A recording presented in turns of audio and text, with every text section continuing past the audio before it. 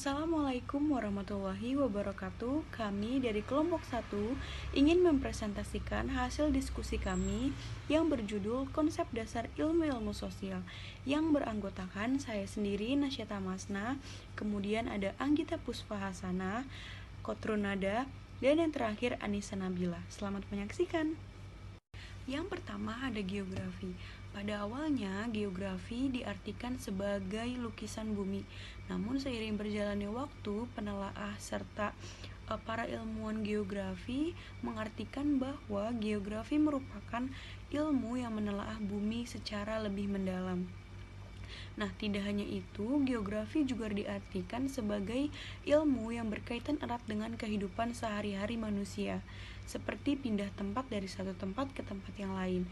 Nah, hal tersebut dapat dikatakan sebagai geografi. Nah, tidak hanya itu, di ilmu geografi juga menjelaskan tentang kejadian-kejadian alam yang terjadi, menjelaskan tentang gejala-gejala alam yang terjadi, menganalisis setiap gejala alam yang terjadi di muka bumi, kemudian juga menerangkan bagian-bagian bumi. Nah, tidak hanya itu, di dalam ilmu geografi juga mempelajari corak yang berkaitan erat dengan kehidupan yang kemudian berusaha untuk mencari fungsi serta unsur bumi dalam ruang maupun waktu. Selanjutnya ada konsep dasar geografi menurut Genroth Whipple. Yang pertama, bumi sebagai planet. Yang kedua, variasi cara hidup. Yang ketiga, variasi wilayah-wilayah alamiah. Yang keempat, makna wilayah atau yang bisa disebut juga dengan region bagi manusia. Dan yang terakhir, pentingnya lokasi dalam memahami peristiwa dunia. Nah, selanjutnya kita masih membahas konsep dasar geografi. Namun sekarang menurut Henry J. Warman, terdapat 15 konsep geografi. Yang pertama ada konsep kewilayahan atau konsep regional. Yang kedua ada konsep lapisan kehidupan atau konsep biofer. Yang ketiga ada konsep manusia sebagai faktor ekologi yang dominan. Yang keempat ada konsep globalisme atau konsep bumi sebagai planet. Yang kelima ada konsep interaksi. Yang keempat ada konsep globalisme atau konsep bumi sebagai planet. Yang kelima ada konsep interaksi ruangan. Yang keenam ada konsep hubungan areal. Yang ketujuh ada konsep persamaan areal. Yang kedelapan ada konsep perbedaan areal. Yang kesembilan konsep keunikan areal. Yang kesepuluh konsep persebaran areal. Yang ke-11 ada konsep lokasi relatif. Yang ke-12 ada konsep keunggulan komparatif. Yang ke-13 konsep perubahan yang terus-menerus atau perubahan abadi. Yang ke-14 konsep sumber daya yang dibatasi secara budaya. Dan yang terakhir konsep bumi yang bundar di atas kertas yang datar atau konsep penataan. Konsep dasar sejarah. Sejarah dalam bidang ilmu sosial memiliki konsep dasar yang menjadi karakter dirinya dan yang dapat dibina oleh diri masing-masing terutama peserta didik, yaitu yang pertama waktu, kedua dokumen, ketiga alur peristiwa, keempat kronologi, kelima peta, keenam tahap-tahap peradaban, ketujuh revolusi dan evolusi. Menurut Sartono Kartodirjo, sejarah sebagai bentuk penggambaran pengalaman kolektif pada masa lampau. Jadi, sejarah merupakan peristiwa-peristiwa yang disusun atas hasil penyelidikan dengan sebuah fakta atau nyata yang terjadi pada masa lampau. Selanjutnya kita masuk pada konsep dasar antropologi. Secara harfiah dalam bahasa Yunani, kata antropos merupakan manusia, sedangkan logos berarti studi. Jadi, antropologi merupakan suatu disiplin yang berdasarkan rasa ingin tahu yang tiada henti-hentinya mengenai umat manusia. Manusia dalam artian di sini adalah manusia sebagai makhluk fisik, manusia dalam masa prasejarahnya, dan manusia dalam sistem kebudayaannya yang menjadi sebagai pewaris suatu sistem yang kompleks yang terdiri dari adat-adat, dari perilaku, maupun dari sikap-sikap. Setelah kita tadi mengetahui bahwa antropos merupakan manusia, sedangkan logos berarti studi, maka di antropologi ini kita akan mempelajari bagaimana pola pikir manusia ataupun cara berpikir manusia yang senantiasa mengalami tingkat dari manusia yang sederhana hingga manusia yang modern, atau dari manusia yang dahulu hingga manusia yang sekarang. Nah, pola perubahan tingkah laku maupun cara berpikir ini bisa saja berdampak yang negatif maupun yang berdampak positif bagi kehidupannya maupun bagi sistem kesatuan hidupnya. Maka, di dalam antropologi juga terdapat konsep-konsep dasar yang melekat pada kehidupan manusia dalam bermasyarakat maupun dalam kehidupannya. Apa aja sih konsep-konsep dasarnya? Yaitu ada konsep yang pertama, pengetahuan, ada ilmu, ada teknologi, ada kebudayaan, ada tradisi, norma, lembaga, seni, bahasa, dan lambang. Itu merupakan konsep-konsep dasar di dalam antropologi yang melekat pada manusia dalam kehidupan sehari-hari. Konsep dasar sosiologi. Sosiologi merupakan studi empiris tentang masyarakat. Sebagai makhluk sosial, manusia selalu berinteraksi dengan manusia lainnya. Sosiologi sendiri merupakan hubungan sosial, baik dari segi interaksi sosial, asosiasi sosial, atau melihat umat manusia dengan hubungan sosialnya. Konsep-konsep dasar sosiologi. Yang pertama itu ada interaksi sosial, yaitu manusia berinteraksi dengan masyarakat sekitar, baik itu interaksi edukatif, ekonomi, politik, dan sebagainya. Yang kedua ada sosialisasi, yaitu proses penanaman norma sosial, baik dalam pengembangan individu, baik dalam keluarga, kelompok permainan, sekolah, tetangga, dan masyarakat. Yang ketiga, ada kelompok sosial, yaitu sekumpulan orang yang saling mengenal dalam kurun waktu yang lama, yang memiliki rasa senasib, dan yang diikat oleh nilai dan norma yang sama. Yang keempat, ada pelapisan sosial, yaitu pengelompokan anggota masyarakat berdasarkan ikatan persamaan tertentu, seperti pendidikan, ekonomi, mata pencaharian, dan lain-lain. Yang kelima, ada proses sosial, yaitu beranjaknya masyarakat dari tingkat terbelakang menuju tingkat yang berkembang. Dan yang keenam, ada perubahan sosial, yaitu perubahan yang dialami dari berbagai aspek kehidupan. Nah, hal ini bisa dialami oleh seluruh masyarakat. Yang ketujuh, ada mobilisasi sosial, yaitu perubahan status yang dialami oleh perorangan atau kelompok. Misalnya itu perubahan status dari petani menjadi pedagang. Yang kedelapan, ada modernisasi, yaitu proses makin meningkatnya sikap dan kemampuan mental para anggotanya. Contohnya itu meningkatnya kemampuan mental dari irasional menjadi rasional. Dan yang terakhir, ada patologi sosial, yaitu penyakit masyarakat. Contohnya seperti kejahatan, pengangguran, gelandangan, kemiskinan, dan lain-lainnya. Konsep dasar psikologi sosial. Fenomena yang melekat pada kehidupan manusia dalam berbudaya dan bermasyarakat, seperti contohnya reaksi emosional, sikap, kemauan, perhatian dan motivasi, dan lainnya merupakan perilaku kejiwaan manusia dalam konteks sosial, yang termasuk dalam objek kajian psikologi sosial. Menurut Harold Phelps, psikologi sosial merupakan studi ilmiah tentang proses mental manusia sebagai makhluk sosial.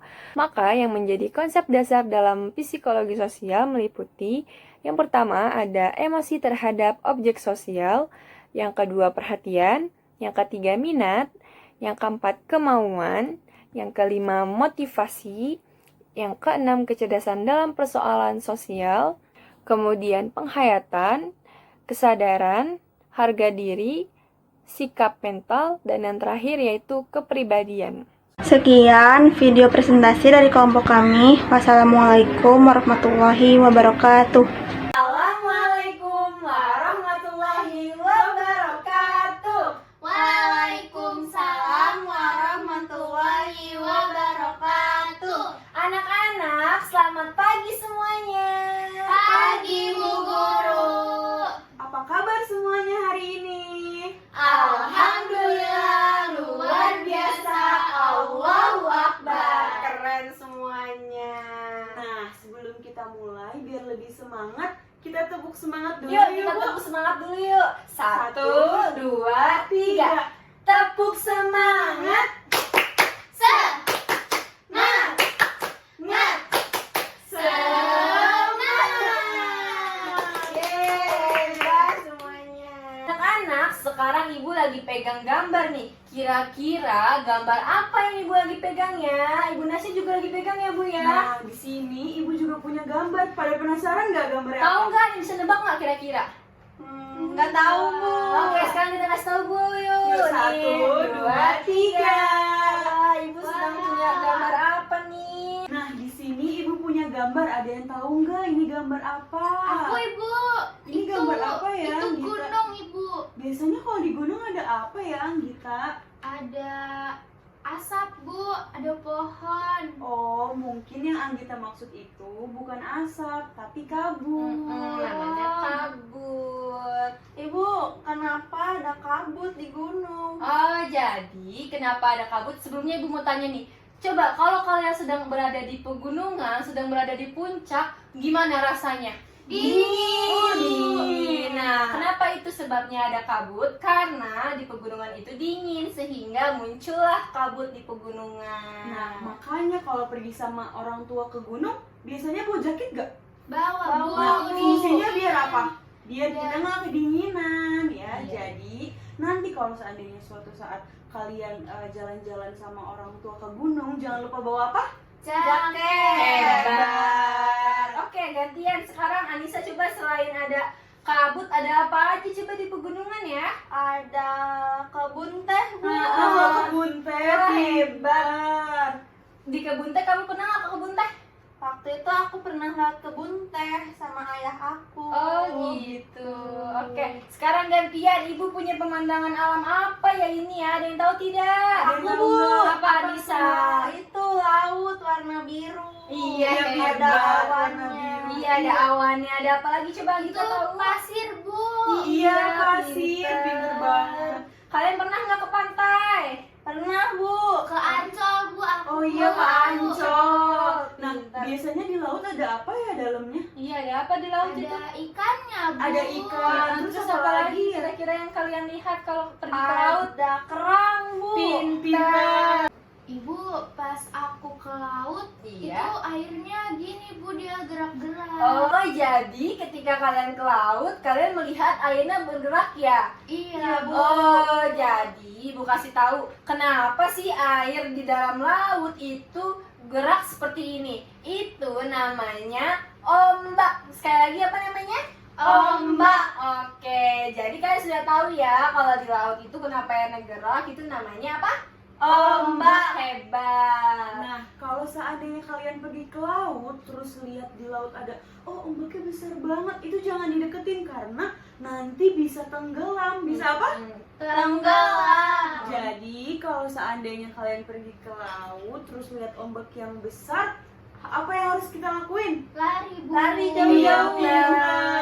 Karena bisa apa? Tenggelam. Oke. Sekarang coba kita lihat lagi nih. Nih, yang ibu punya ini tadi gambar apa? Gunung. Di gunung ada apa ya tadi? Ada kabut Bu. Iya, pintar. Jadi namanya bukan asap tapi apa? Kabut. Hebat. Coba kalau pegunungan itu punya lagu loh. Kalian tahu nggak yang naik-naik ke puncak gunung? Tahu Tahu. lagunya? Tahu. Yuk, kita nyanyi sama-sama ya. 1, 2, 3.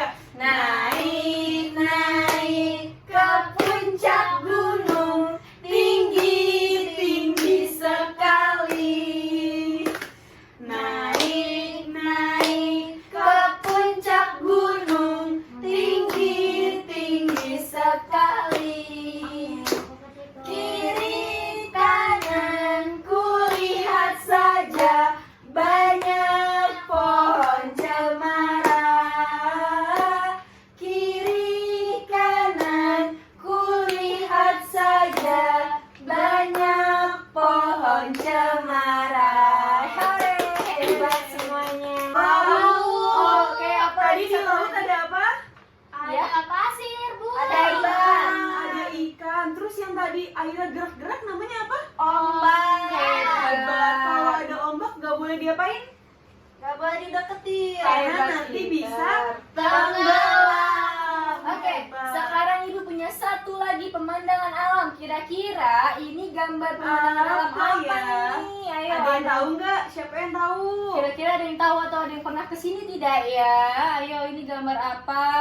Gak tahu Bu, tapi itu ada pohonnya. Iya benar, Ada ada pohon, batunya. ada batu, ada apa lagi? Ada air. Ada air. Air. Terus ada apa lagi ya kira-kira? Ini apa sih yang biru namanya? Langit. Iya, pintar. Jadi, Bu kasih tahu nih kalau kalian belum tahu, ini pemandangan alam namanya sungai. Oke, pada pernah lihatnya sungai? Kira-kira Ada yang udah pernah ke sungai atau sebelumnya udah pernah lihat? Enggak, Bu. Belum. Enggak, belum. Tapi aku pernah lihat sungai di TV Bu. Oh, pernah lihat pernah sungai sungai di di TV. Ibu, itu ada airnya sama kayak laut Iya, ya? benar, Iya, sama benar, kayak ada air, air. ada air yang mengalir. Tapi sungai sama ini tadi apa namanya? Laut. Laut itu berbeda dengan sungai karena ada yang tahu nggak kenapa? Nggak Nggak tahu. tahu. Oke, sekarang Ibu kasih tahu. Karena laut memiliki kedalaman yang sangat dalam, sedangkan sungai Tidak terlalu dalam seperti laut, Nah. tapi airnya sama-sama mengalir dengan luas. Ya. bedanya ini tadi air yang goyang-goyang apa namanya? Ombak. Nah, di sungai tidak ada Ombak. Coba Ibu mau ulangi tadi, berarti kita sudah mengenal berapa? Tiga. Apa aja ya? Coba Mulai dari sini. Apa Ini aja tadi tadi? Gunung. Pegunungan. Hebat. Yang ini? Sungai. Yang Ibu pegang ini apa ya? Laut. Hebat. Oke, coba ulangi sekali lagi tadi. Berarti kita sudah mengenal 3 alam apa aja? Gunung, sungai, dan laut. Hebat. Ayo sekarang Ibu mau denger dong cerita kalian tadi kalau pergi ke laut kalian ngapain aja? Terus ke gunung ngapain aja? Iya, coba. Siapa yang mau cerita? Ayo. Ayo, Bu, siapa? Ya. ini aku pernah ke itu, Bu. Ke laut. Iya, ke Terus Ancol. Ke Ancol. Terus Anggita lihat apa? Aku main pasir, Main Bu. pasir. Terus abis itu main apa lagi? Di Ancol banyak sampahnya. Banyak sampah. Terus kata mama aku, kalau lihat sampah harus dibuang. Pintar. Terus Anggita buang nggak sampahnya? Buang, Bu. Pintar Orang banget. buat sampah. Berarti tandanya Anggita sudah peduli dengan lingkungan. Tapi walaupun bukan di laut terus Anggita lihat sampah, harus Nah. dibuang ke tong sampah Ya, ya. bisa juga ya kalau melihat sampah di mana aja kita harus membuang pada tempatnya. Pintar. Terus siapa lagi yang mau cerita? Aku Bu. Iya, bisa coba cerita. Aku waktu itu ke laut. Mm-mm. Terus aku main pasir Iya, sama main pasir. saudara aku. Keren. Tapi saudara aku nggak punya mainannya, Oh, jadi gitu. aku Terus? pinjemin. Terus Wah. kita bikin istananya Wah, bareng-bareng. hebat, pintar sekali Berarti Anissa. Anissa udah mau berbagi ya. Iya, saling tolong menolong. Selain main pasir, waktu di laut main apa aja? Main air juga. Oh, main air Waktu juga. aku main air, aku ketemu sama orang, terus kita kenalan. Kenalan. Terus kita main air bareng. Wah, deh. main air bareng, Ketemu teman seru. baru. Pintar. Wah, ternyata anak ibu pinter-pinter nih. Ceritanya juga seru-seru. Anggita tadi di laut melihat sampah. Terus ngapain Anggita tadi? Buang, Bu. Iya, buang buang pada sampah. tempatnya. Anissa tadi seru banget, Bu. Anissa ngapain Bu tadi Bu di laut? Udah Bu? kenal sama teman baru ya? Iya. Terus juga Anissa mau berbagi Bagi mainan dengan saudaranya. Hebat Hebat banget, semuanya. Nah, jadi hari ini kita sudah mengenal 3 alam. Ibu sekali lagi dong mau dengar tadi alamnya yang kita tahu apa aja? Yang pertama apa? Gunung. Gunung. Iya, Yang terus? kedua? Sungai. Sungai. Yang Terus? ketiga? Laut. Laut. Pintar. Oke, hari ini kita Alhamdulillah. mengetahui 3 alam dulu ya. Besok kita mengenal alam yang lainnya. Insya Allah besok kita bertemu lagi ya. Kita akhiri pembelajaran kita hari ini ya. Wassalamualaikum warahmatullahi wabarakatuh. Waalaikumsalam warahmatullahi wabarakatuh.